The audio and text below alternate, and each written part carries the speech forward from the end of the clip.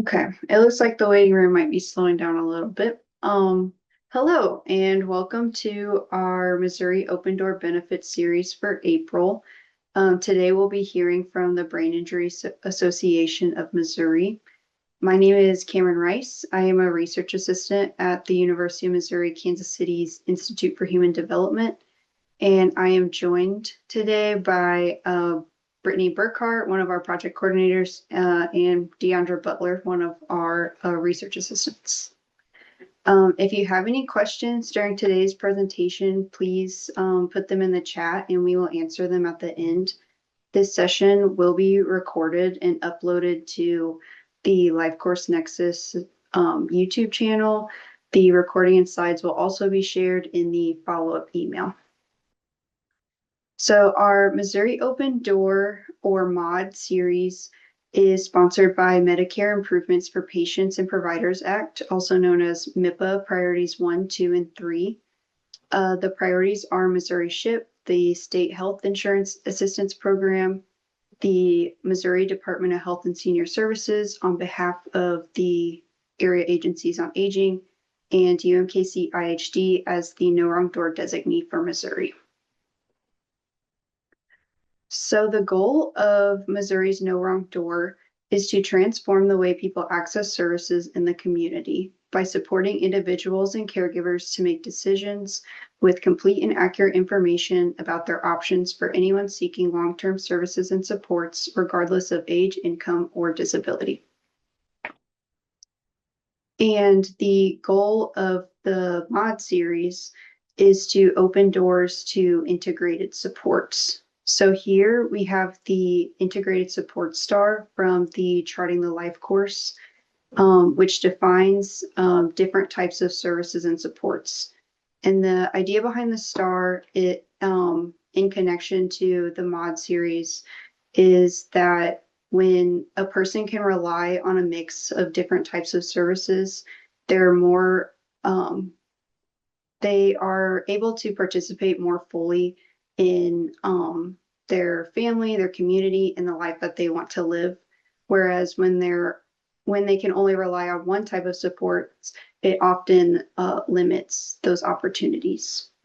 So within the support star, there are 5 categories, including personal strengths and assets, relationships, community-based supports, technology, which is what we discuss in the Missouri Open Door Technology series, and eligibility specific supports, which is what we cover here at the benefit series.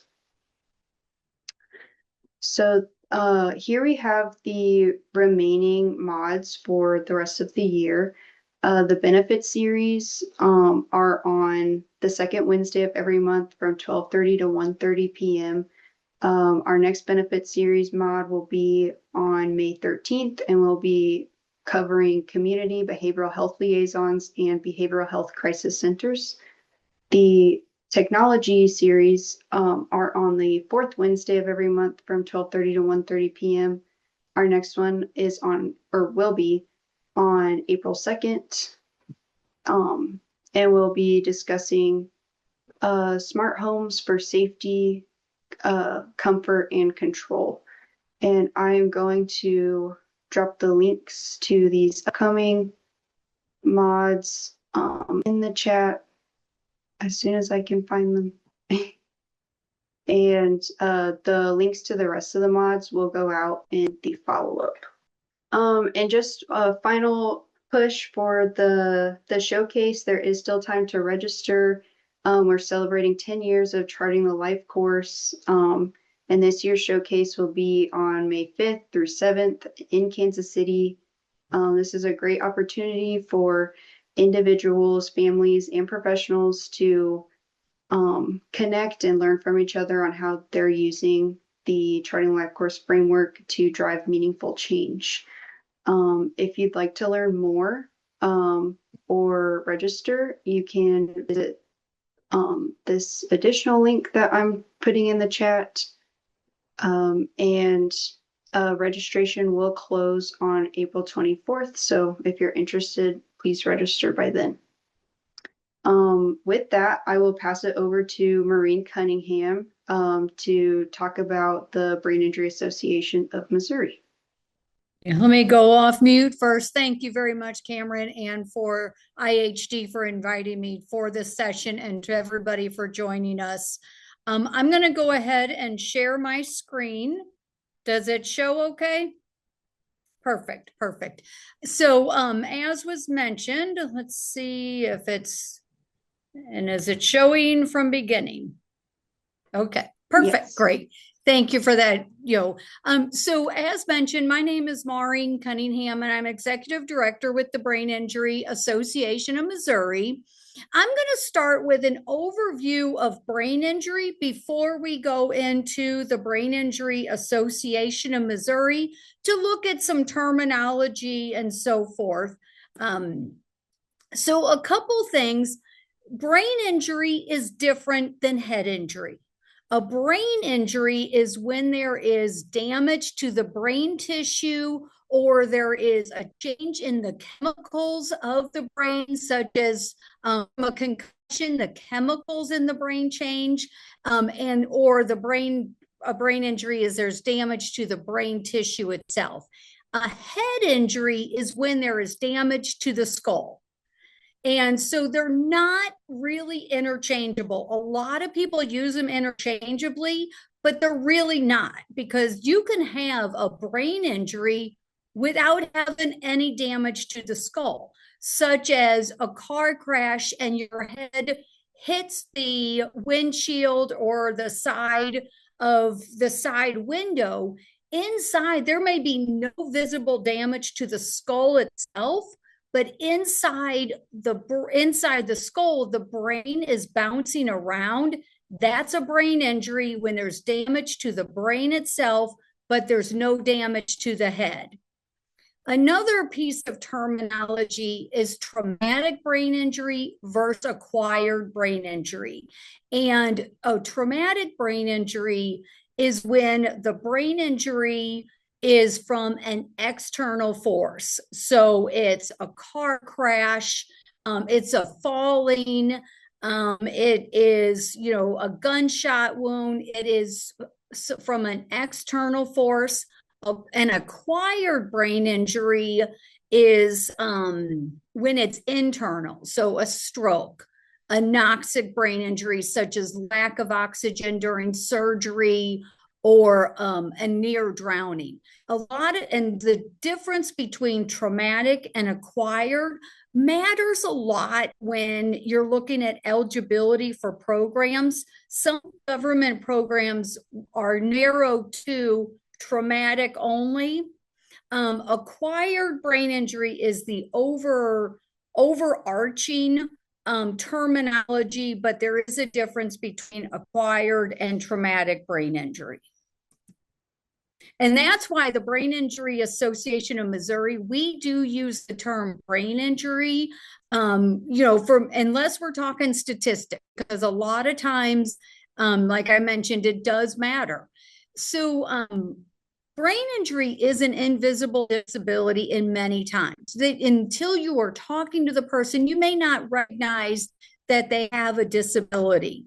The definition of TBI, of traumatic brain injury, I go with the CDC simple version of a blow or jolt to the head or the body that interrupts the normal operation of the brain. A concussion is a traumatic brain injury. And many of us have had a concussion. It may have resolved in just a few minutes. And sometimes concussions can last lifelong, but that's why it interrupts the normal functioning of the brain. A traumatic brain injury interrupts the normal functioning of the brain. And if you noticed in the definition, the person doesn't have to be hit in the head. It could be a jolt or a bolt to the body that causes the head to move rapidly, again, causing that brain to move inside the skull. There's two basic types of brain injury, of traumatic brain injury. There's open head injury and closed head injury. As you can, you can usually tell the difference that an open head injury is just like it sounds. The head itself breaks open. You can see that there's likely damage to the brain tissue. So a fall where the skull cracks open, a car crash, the skull cracks open, a gunshot wound, you can see the damage to the head, to the skull. A closed head injury, you cannot see that there is damage to the brain itself. The closed head injuries are often the ones that may be missed during an emergency room visit if symptoms are not starting to be seen or recognized. But those are the two different types of traumatic brain injury. You'll hear people talk about a mild brain injury or a severe brain injury. That's terminology that really isn't used. Well, let me put it this way. Nationally, we're trying to get away from it because either you have a brain injury or you don't have a brain injury. One way it was described, recently I heard is kind of like pregnancy. You can't be a little pregnant. You're either pregnant or you're not pregnant. And that's the way it is with brain injury. You have brain injury or you don't have brain injury.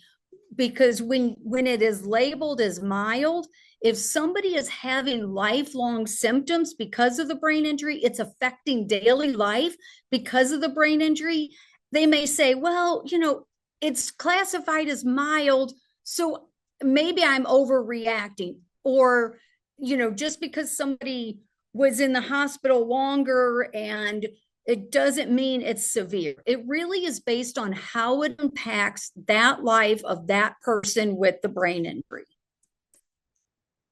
Some of the leading causes of brain injury, as I mentioned, falls and motor vehicle crashes. Falls are the number one consistently cause of a traumatic brain injury. Individuals 65 and over are at very high risk from falls. Also, toddlers up to age 2, as they're starting to walk and as they're starting to run, they're a little more imbalanced. Motor vehicle crashes used to be number 3 on the cause. Now it is back up to number 2, unfortunately, because of more vehicle crashes or more high-speed crashes and people not wearing seatbelts as often, and higher speed. So motor vehicle crashes, being struck by or against an object, and then a stroke is a common cause of brain injury. Assaults, there's about an 11% of traumatic brain injuries that the cause is unknown, that somebody is found on the side of the road off a bike. Did they fall off their bike and hit their head on the curb, or were they hit by a car? Nobody knows the actual cause in 11% of brain injuries. Some of the common effects after brain injury, I'm going to put all of these up. So I use the breakout of 4 areas that are affected by brain injury: cognitive, physical, perceptual and sensory, and mental health, emotional, psychological health. So some people will combine the physical and perceptual. I break those out because the perceptual to me really lends itself more to the invisibleness of the disability of the brain injury. So we will go quickly over all of these areas, but those, as you can tell, brain injury affects the way we act, the way we move, the way we feel. Everything is affected by brain injury, except I will say not everything is affected for every person. Somebody may have cognitive disabilities due to a brain injury, but their psychological and emotional health is not affected, or their physical health may not be affected. So somebody can show symptoms in all of these areas or one of these areas. So the cognitive impairments from brain injury, Some of them that you probably can, recognize, short-term memory. Somebody with with a brain injury might find it difficult. They might have attention and concentration difficulty, sensory overload. They may have difficulty organizing their thoughts as well as their surroundings. They may have difficulty with problem solving, and they may have difficulty with communication and language. They also may have difficulty with processing information, where you can see that somebody hears the question, you can tell they know what you said, but they're having difficulty figuring out how to respond to the question. I kind of look at it as a road detour, that the part of the damage that is brain, or the part of the brain that is damaged, that when you're on a road and there's a block, you have to find a way around it. Do you have to go 1 block? Do you have to go 2 blocks around it? But your brain is making its way around the damaged area, and that takes longer to process the response. The person may, so for the cognitive disabilities, they may have aphasia, that is not under bringing out the right word, not knowing what a word is, or knowing what a word is, but using a different word that says, I know I want to pick up this coffee cup, but they say, I want to pick up the window. It's like, doesn't make sense, but that's because of the brain injury. Sensory overload is common for individuals with brain injury. For some individuals with brain injury, there's just a whole lot of information coming in. And when there's too much information, it's like, I can't handle all of this at one time. So they become they have sensory overload. The physical impairments is stuff that you can see. So it is changes in motor skills and physical skills. Somebody with a brain injury may have difficulty moving arms and legs or grasping small objects. Another is endurance or fatigue. Somebody with a brain injury may get tired very quickly, and they need more rest.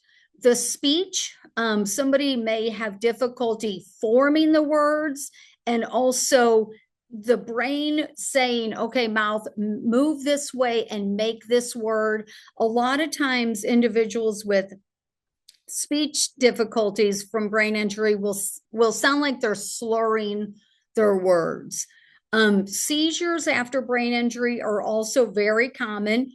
People develop this epilepsy or seizure disorder. A lot of times when brain injury happens, somebody may automatically be put on anti-seizure medicine, because brain injury or seizures after brain injury are very common.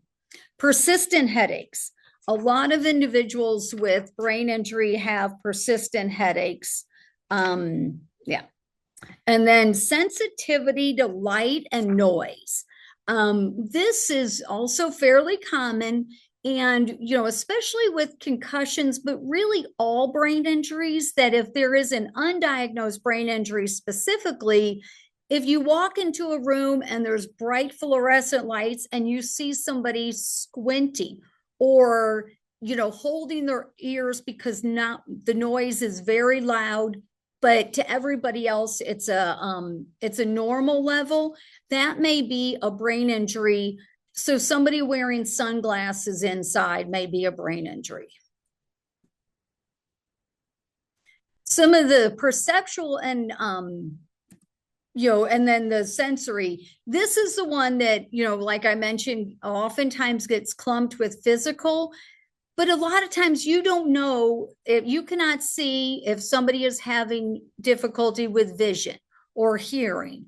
The other, the other thing about brain injury and sensory impairments is that touch. Somebody may have difficulty recognizing, because of their brain injury, when something is hot or when something is cold. we have a volunteer that, I'm going to use the example of cold, that Richard does not register when it's cold out. And when it's 0 degrees, it's like, you need to wear a coat today. It's cold. Other people could put their hand on a hot stove or curlers and burn themselves because their brain is not registering when something is cold or hot. The balance may also be off for somebody with a brain injury. And this you can, sometimes recognize if they're walking unsteady, that but their balance is off. They have vestibular issues because of balance. Time and space orientation is another issue from brain injury. That so if somebody is consistently late for appointments, it may be because, even if you call in an hour and say, hey, Joe, this is your reminder call that we're meeting in an hour. You need to leave your house in 10 minutes to get here in time for our appointment. That 10 minutes may seem like 10 seconds to Joe. An hour may seem like 3 hours. There's just a time and space disorientation. So, reminders, but we often joke that you have to have reminders of what your reminders are. But the time disorientation, space disorientation due to brain injury really can lead to some secondary injuries. So, let's say there's a farmer that has, uneven ground or even a curb on a city street. That curb or the hill may look like it's 2 feet away. Really, it's 2 inches away. That is a risk of the individual falling. The space disorientation, you have a glass that you want to put down on the table. It looks like it's 2 inches away. It's really 2 feet away. You go to set the glass down and it breaks. So that is also a safety issue. So those are some of the perceptual and sensory changes and difficulties with brain injury. Psychological and mental health disorders with brain injury are also very common.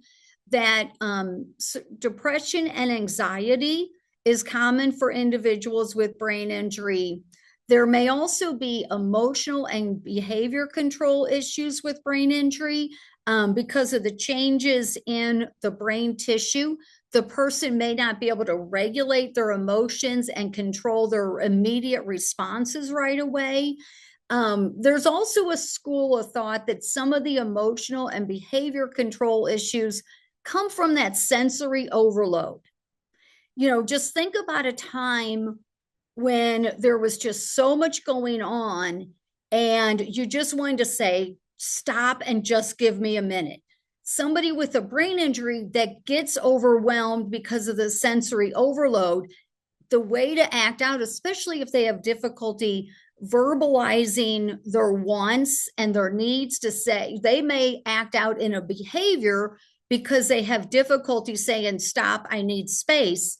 So that may be a behavior that comes out. So then you have to figure out, is it emotional or is it more sensory overload?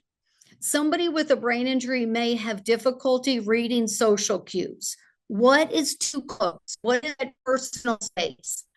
The one change that is really hard for especially family members is somebody with a brain injury, their whole personality can change.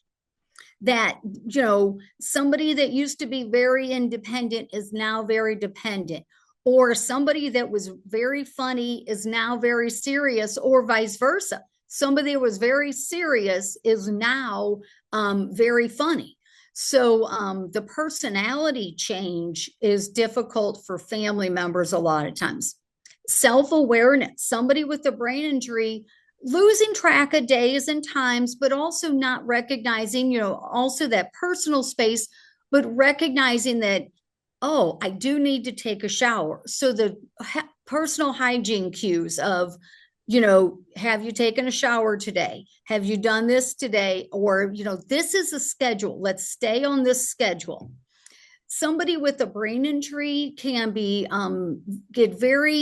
they can be irritable. They can go from 0 to 10 in just a matter of seconds. Sometimes you may recognize why, and other times you may not. But somebody with a brain injury can be very irritable. Impulse control, it kind of goes through the impulse control also goes to executive functioning that we didn't talk about with a cognitive disability. But one of the effects could be the person is not thinking through, they don't have the executive functioning along with the emotional impulse control to really think through what are the consequences of this action, that they may have impulse control that shows up. Then suicidal thoughts, that suicidal thoughts and ideology does happen with individuals with brain injury. The Brain Injury Association, we have 4 service areas. We have support, education, recreation, and advocacy. And all of our programs are for individuals with traumatic brain injury as well as acquired brain injury and family members. That brain injury doesn't just happen to the family or doesn't just happen to the injured person. The family is also affected. So I'm going to highlight some of our programs. We also serve professionals who provide services for individuals with traumatic or acquired brain injury. The other thing is that the Brain Injury Association, we work with individuals of all ages. So we serve kids, adults, senior adults. Age doesn't matter. There is also not a requirement that somebody has to be medically diagnosed with a brain injury. So if somebody feels like I have a brain injury, I was in a car crash or I fell and something just has never been quite right, we do not require medical documentation of a brain injury. So going over, I'm going to start with our support services. I'm going to highlight a couple of them. So support groups, we have about 18 support groups that meet across the state. Some meet in person and some meet virtually. And, there's all different times. And so the best is to call us and say, here's where I am at. What support group is closest to me, what's available. We also have them on our website. The support groups are also listed on our website. Our community resource services are it's resource facilitation, and it starts with information and referral and then resource facilitation. Basically, our community resource services, anybody with a brain injury, a family member or professional can call and say, this is what I am, experiencing. This is my situation.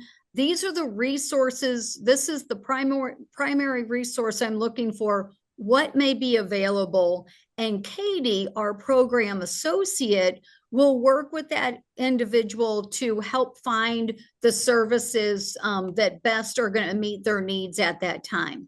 The other thing that Katie does is she will then follow up.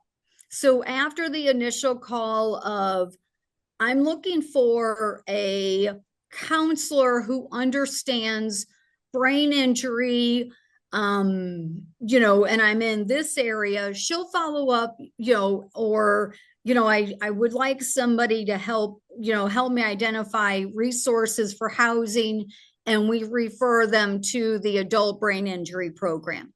Katie will follow up 3 weeks later and say, hey, Mary, have you been able to connect with such and such for resources? And then based on that, yes, we've connected, we have an appointment. Katie will then follow up 3 months later. Hey, how is it going with such and such service? is there anything else that is needed at this time?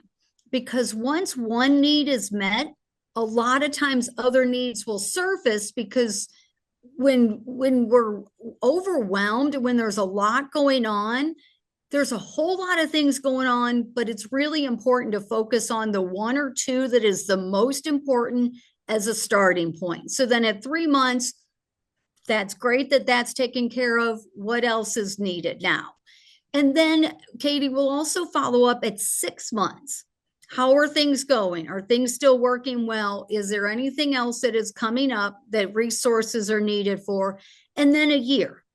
So that through our community resource services, we follow up at 3 weeks, 3 months, 6 months, and a year to make sure that things are not falling through the cracks.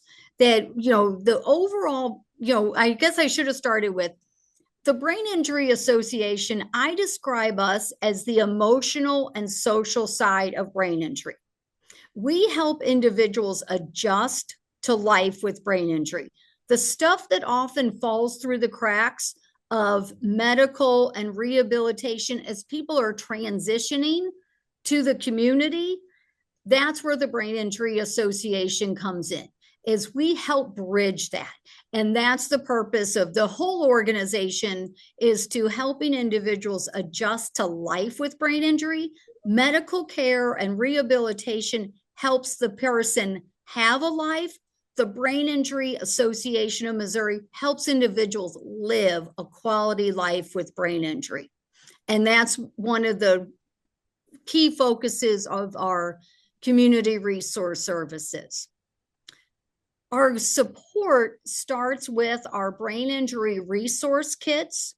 We work with rehabilitation hospitals that when somebody either comes to the hospital or they're getting ready to discharge, we have a brain injury resource kit that has the DHSS Missouri Living with Brain Injury Missouri Green Book. It has a Journal for Hope with Missouri Agribility. It has a Brain Injury Association of America Caregivers Guide.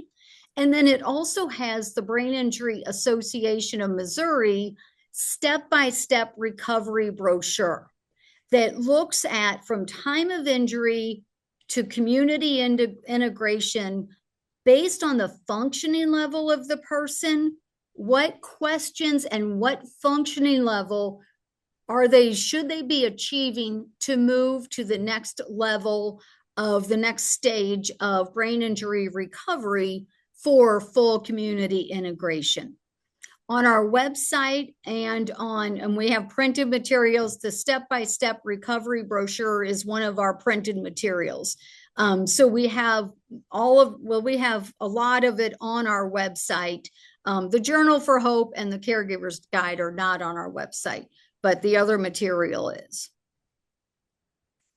Education, that we have a lot of different education because brain injury affects a lot of people.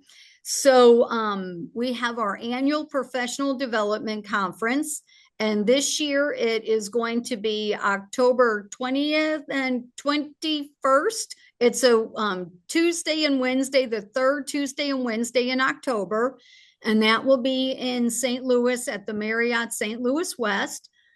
So information will be coming about that. We also have our survivor and family seminars, and we are in the middle of offering these. We already had the one in Western Missouri. The one in St. Louis is going to be this Saturday, April 11th. And then we have one in Springfield on April 18th. The survivor and family seminars, it's a statewide program with the same sessions offered at the 3 regional seminars. And it really focuses on what is needed by survivors and families. It really answers the questions of, what can I do today to make life better tomorrow? They want to know that research is going on, and they want to know that, my professionals are working on best practices. As a survivor and a family member, just tell me what to do. What can I do today Give me some practical suggestions. And that's what the Survivor and Family Seminar focuses on. The Survivor and Family Seminar is free. Thanks to sponsorships, there is no cost. We don't want money to be a barrier for survivors and families to get the information and the support that they need. The other program that we have is our Sports Concussions, Facts, Fallacies, and New Frontier seminars. These are held in February, and again, they are statewide seminars that have 3 different regional seminars with the same sessions, and it's for coaches and school nurses and athletic trainers and other school personnel so they can recognize concussions, recognize a possible concussion, and provide best practice care within the school setting. We also have part of that. Well, the other school-based program that we have is we have a Save Your Brain presentation that is for the students specifically. We talk about prevention of brain injury, the causes and the effects of brain injury at the age level of the student. Another resource that we have that kind of mixes these two together is Get Schooled on Concussions, which is academic adjustments for teachers that can use in the classroom right away. And again, that is free for every school in Missouri. And they're clinically based academic adjustments. A few questions are answered and emails are sent to the teachers with suggestions that they can start using right away. We have a speakers bureau where we provide education for, all of these groups, the schools, community groups, organizations, really based on various topics. The other education, which is, I'd say it's education, is we have a networking coffee for professionals. We have 3 locations that we meet quarterly. We meet in March, June, September, and December. And it's a little different than a lot of networking where you don't have to interrupt yourself into small groups of conversations. We sit around the table, everybody takes a couple minutes introducing themselves, talking about their programs related to brain injury, and then we get to ask questions. So we get to find out together, what is a good referral? What is the eligibility criteria? And this is for professionals at every level of medical care, rehabilitation, community supports, resource facilitation, resource coordination, vocational services. So it really is. And the locations are St. Louis, Springfield, and Kansas City. Oh, there we go. Already talked about the Survivor and Family seminars that are coming up. So our next area of service is recreation. Everybody wants fun. Everybody wants friends. And that's exactly the same with survivors of brain injury.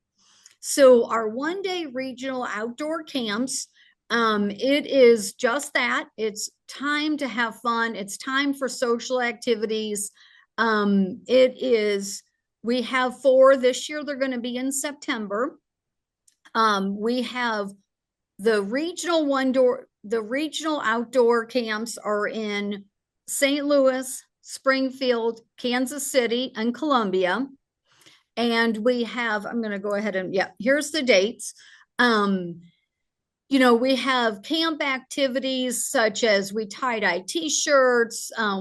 Each camp is a little bit different because regional committees put together the activities. We play bingo at some. We play, warshers at others. We always have some kind of music. But the 1-day regional outdoor camps also are free. Again, money should not be a barrier. They're about 3 hours each at each location in the afternoon, 11 to 2 or 12 to 3 in St. Louis. As I said, Springfield is actually a Thursday evening, September 10th, from 4:30 to 7:30. So information will be available about the camps too. The other recreation we have is that as opportunities arise, we will encourage, we'll have social activities.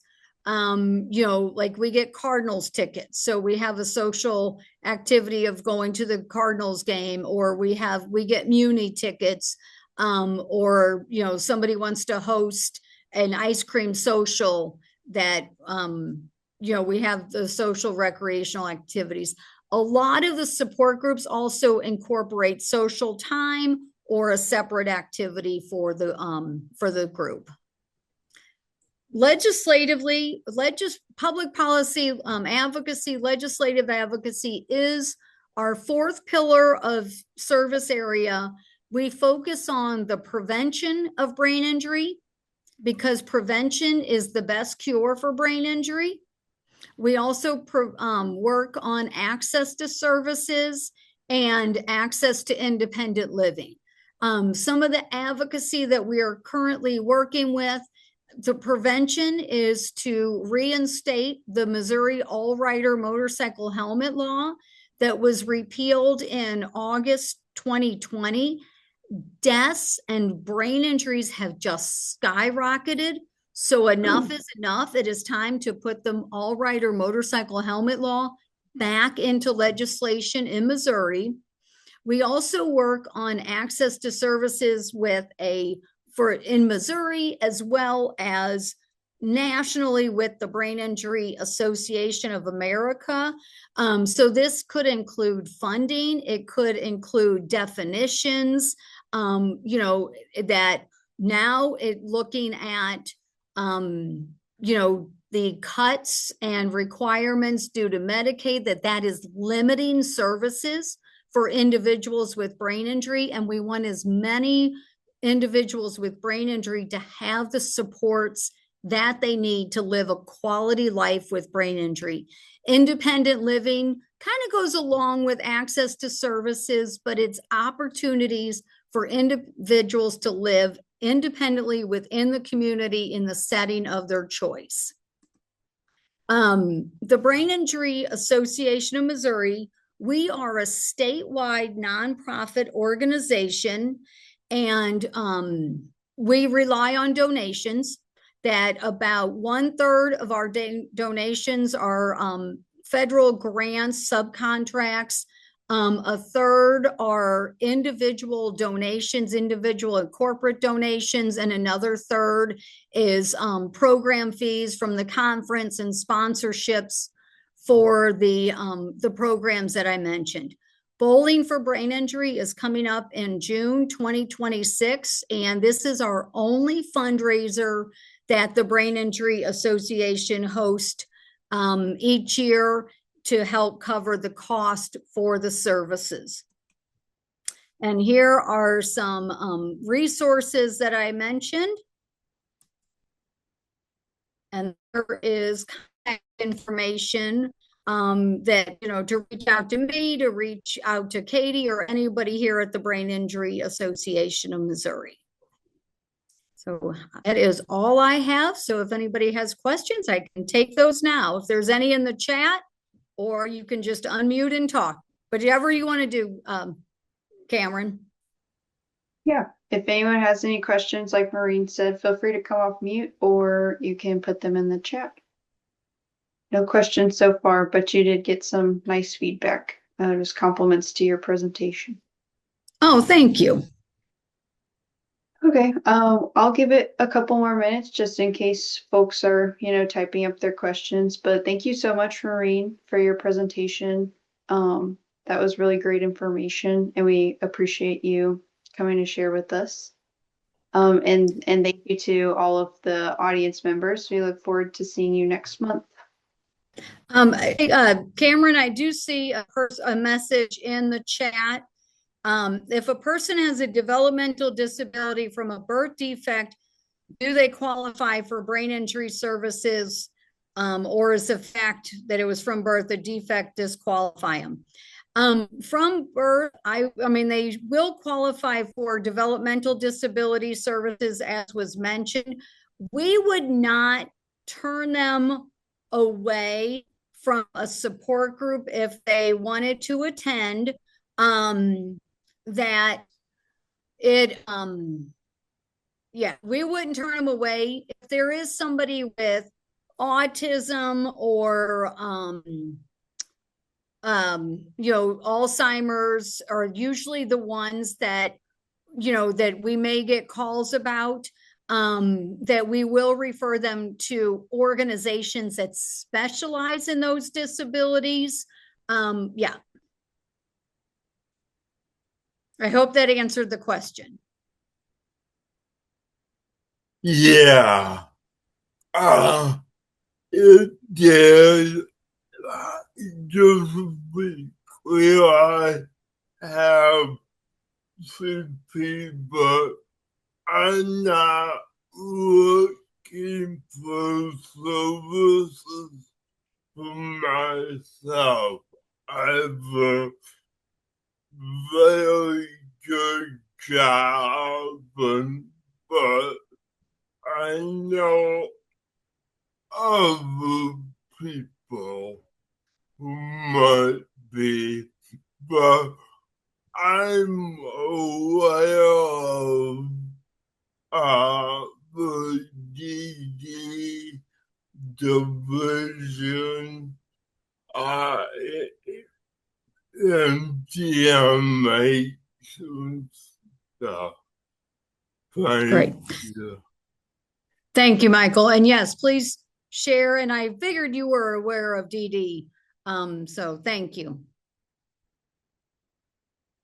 I'm not seeing any more questions, so I think that's all we have for today. Thanks again, everyone. Thank Have a you great very day. much. Yeah, thank you, Maureen. I hope everyone has a great rest of your Wednesday.